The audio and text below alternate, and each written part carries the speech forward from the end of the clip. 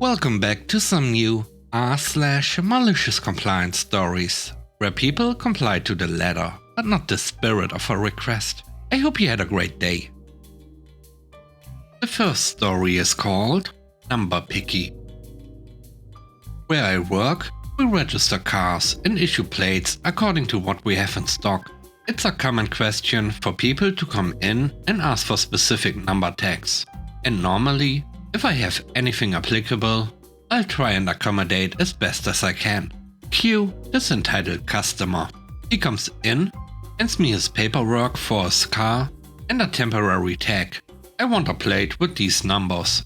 Okay, I just restocked. And I'm 99% sure I don't have those specific numbers.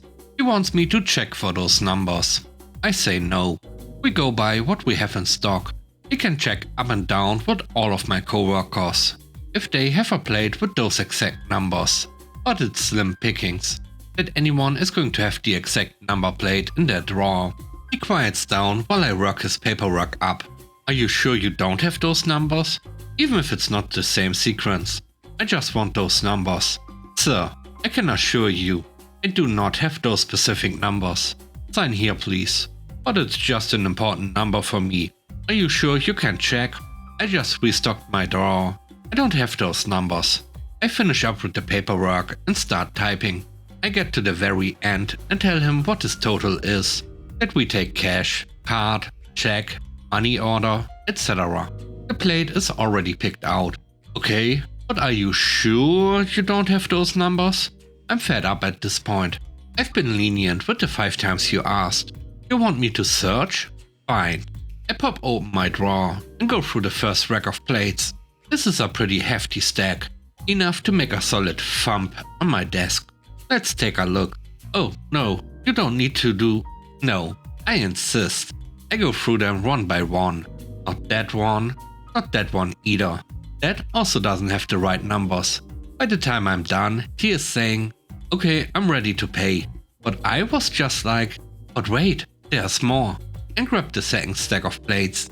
He eventually got the hint that I didn't have his specific plate, because he paid and left.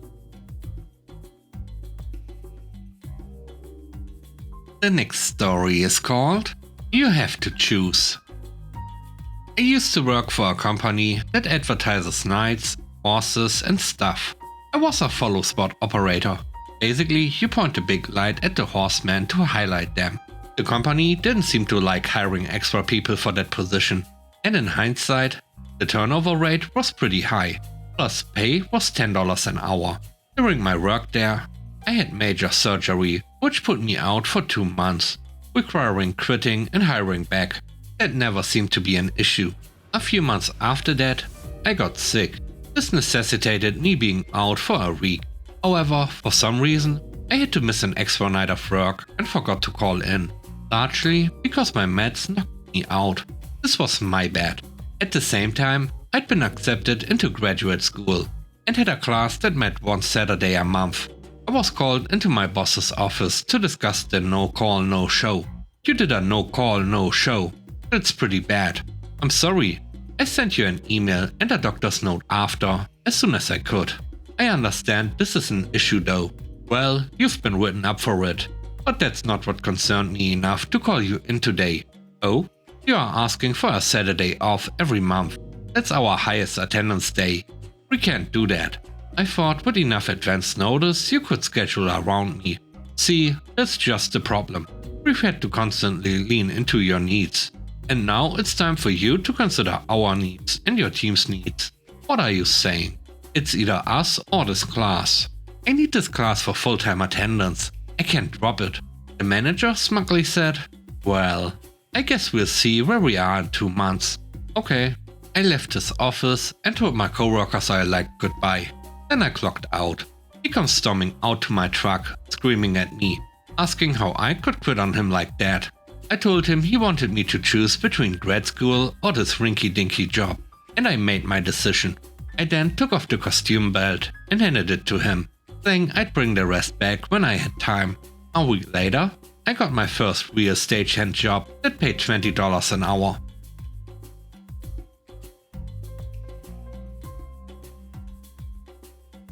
The last story is called 12 Hours Per Day.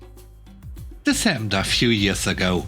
I was working for a company doing special projects that had to do with building certain products. One Friday evening, I got a call from the CFO. This guy never called me before. I didn't even know he had my number. He liked playing the project management sometimes. He tells me there has been a huge mess in a project. I asked him if it was a project I was involved in. It had nothing to do with me. And they desperately needed people to come in on Saturday and Sunday and work, because this project needs to be delivered to the customer on Monday morning. He asked if I would be able to go. I said sure. In this company, any work on Saturday and Sunday was overtime from the first minute, and the overtime rate was very good. He told me I would be joined by 5 of my colleagues. Almost all of them are delighted to work with, and one more person that is also a colleague, but has all the information regarding this project, so she would lead it and tell us what needed to be done. Let's call her wannabe genius boss lady. Everybody working on this project has at least 3 years of experience in the company. Some have more than 10, so there wasn't any need for a babysitter. Saturday morning rolls around and I get to the location. We all meet and have some coffee and homemade cookies that my wife made for us. Genius comes in, asks us to gather around, and explained that this project was done wrong from the get-go. The company spent hundreds of man-hours on it, and it was all done wrong.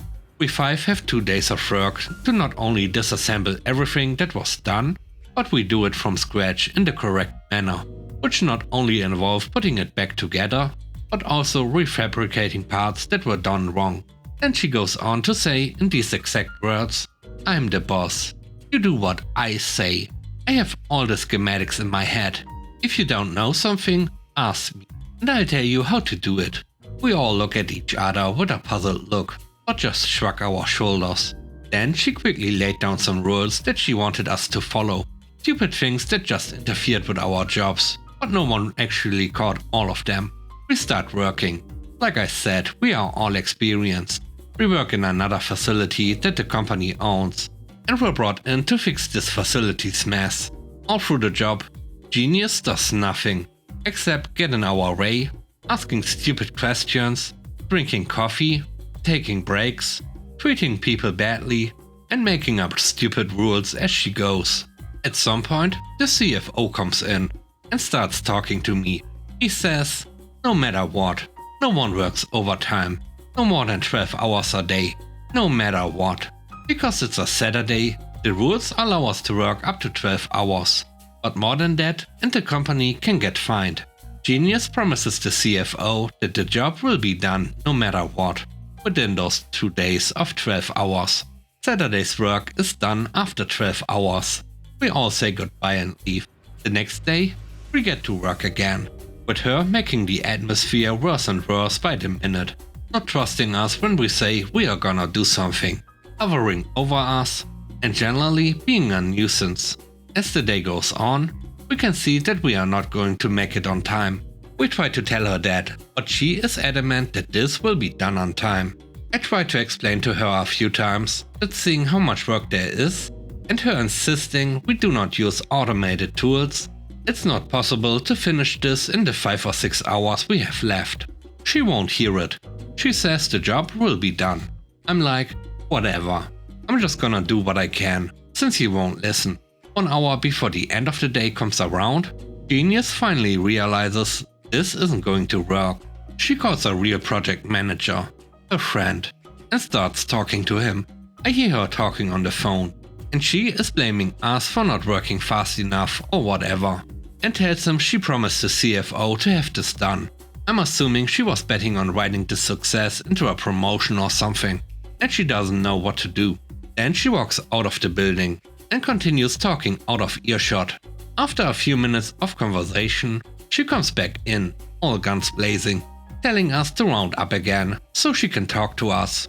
With fire in her eyes, she goes, "Okay, you don't leave until this is done."